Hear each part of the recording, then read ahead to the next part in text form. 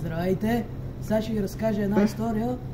То, че беше преди 4 месеца от закриването на пастърната септември месец, но днеска, един ден преди откриването. По този случай ще я качим.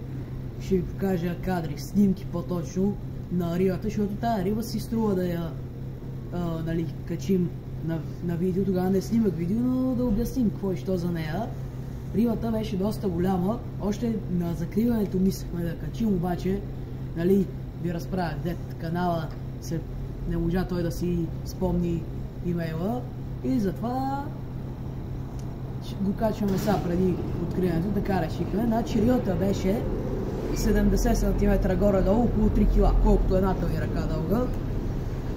Си спомням, защото я имам на снимки. И значи няколко пъти я закачам и като я извадих,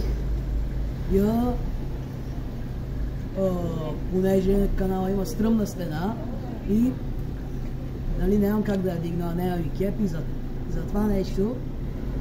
Един колега задържа въдицата и аз скочих долу в канала, само че трябваше да мина от другата страна на моста и да прехвърля 3 баража с рибата, както е на блесната.